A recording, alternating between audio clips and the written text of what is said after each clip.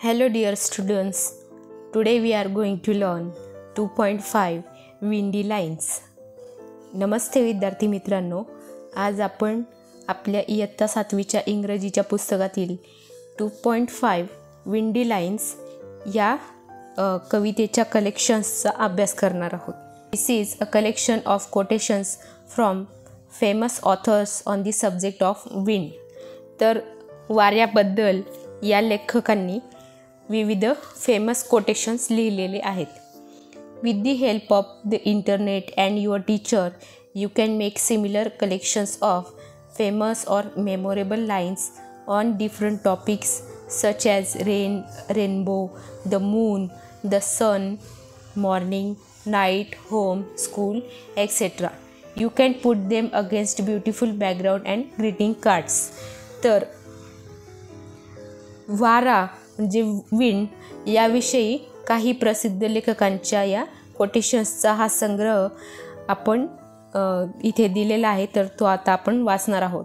तर इंटरनेटच्या किंवा शिक्षकांच्या मदतीने आपण rainbow, rain, the moon, the sun, morning, night, home, school इत्यादी वेगवेगळ्या विषयांवर प्रसिद्ध किंवा संस्मरणीय ओळी असलेला अशाच प्रकारचा संग्रह आपण तयार करू शकतो. तर तो संग्रह आपण एक ब्युटिफुल बॅकग्राऊंड लावूनसुद्धा तयार करू शकतो किंवा ग्रीटिंग कार्ड्समध्ये सुद्धा लिहू शकतो. No one can tell me, nobody knows where the wind comes from, where the wind goes, from a wind on the hill by A Milne. तर लेखक काय म्हणत आहे की no one can tell me, nobody knows. तर मला कोणीही सांगू शकत नाही आणि हे कोणालाही माहीत नाही की where the wind comes from and where the wind goes, म्हणजे हवा किंवा वारा कोठून येते किंवा कोठे जाते हे मला कोणीही सांगू शकत नाही आणि ते कोणालाही ठाऊक नाही.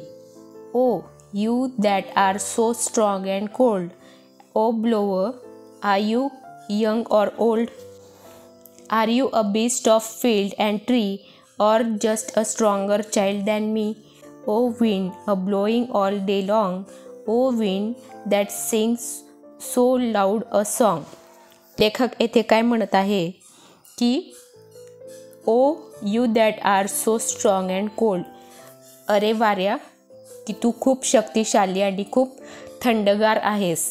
ते वाहणाऱ्या वाऱ्या, तू तरुण आहेस की वयस्क आहेस, की तू एखाद्या जंगलातला एखादा बीस्ट आहेस म्हणजे पशु आहेस किंवा शेतातला पशु आहेस की झाड आहेस, मी की माझ्यापेक्षा एखादा स्ट्रॉंगर चाइल्ड आहेस.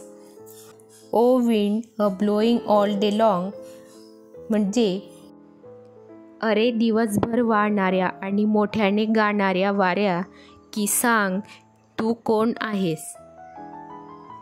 थोडक्यात लेखक येथे वाऱ्याला म्हणत आहे की तू शक्तिशाली आहेस आणि थंडगार आहेस, तर तू तरुण आहेस की वयस्क आहेस, तू एखाद्या फील्डमधला बीस्ट आहे की एखादं झाड आहे की माझ्यासारखा एखादा मूल आहे, माझ्यापेक्षा शक्तिशाली एखादं मूल आहेच. हे दिवसभर वाहणाऱ्या वाऱ्या आणि मोठ्याने सॉन्ग म्हणणाऱ्या वाऱ्या तू कोण आहेस. From the wind by R.L. Stevenson. Who has seen the wind, neither I nor you, but when the leaves hang trembling the wind is passing through. Who has seen the wind? Neither you nor I. But when the trees bow down their heads, the wind is passing by. Christina Rossetti. Christina Rossetti येथे म्हणत आहेत की Who has seen the wind? Neither I nor you, म्हणजे वारा कोणी पाहिला आहे, ना मी पाहिलेला आहे ना तुम्ही पाहिलेला आहे. But when the leaves hang trembling, परंतु झाडाची पाने जेव्हा सळसळतात तेव्हा the wind is passing through, तर तेव्हा आपल्याला कळतं की वारा किंवा हवा सुरू आहे. Who has seen the wind, neither you nor I, वारा कोणी पाहिलेला आहे, ना तुम्ही पाहिलेला आहे ना मी पाहिलेला आहे. But when the tree trees bow down their heads, the wind is passing by. परंतु ज्यावेळी झाडं आपले शीर, आपला वरचा भाग झुकवतात तेव्हा आपल्याला कळतं की वारा सुरू आहे. Rise brother rise, the wakening skies pray to the morning light, the wind lies asleep in the arms of dawn like a child that has cried all night. From the Coromandel fisher by Sarojini Naidu. तर सरोजिनी नायडू यांच्या या ओळी आहेत. Rise brother rise, the wakening skies म्हणजे उठा भावांनो उठा, जागे होत जाणारे आकाशसुद्धा. प्रे टू द मॉर्निंग लाईट, जागे होत जाणारे आकाशसुद्धा सकाळी उजाडत जाणाऱ्या प्रकाशाची प्रार्थना करत आहे. The wind lies asleep in the arms of the dawn. Dawn म्हणजे काय तर पहाट. आणि हा वारासुद्धा पहाटेच्या कुशीमध्ये जणू अशा प्रकारे झोपला आहे. Like a child that has cried all night. तर अशा प्रकारे झोपला आहे जसं एखादं मूल रात्रभर रडून रडून थकतं आणि झोपी जातं, त्याप्रमाणे वारासुद्धा पहाटेच्या कुशीमध्ये झोपला आहे. आता पुढच्या ओळी पाहूया. You know the sand against the wind and the wind blows it back again. William Blake. तर विल्यम ब्लेक येथे म्हणत आहेत you throw the sand against the wind.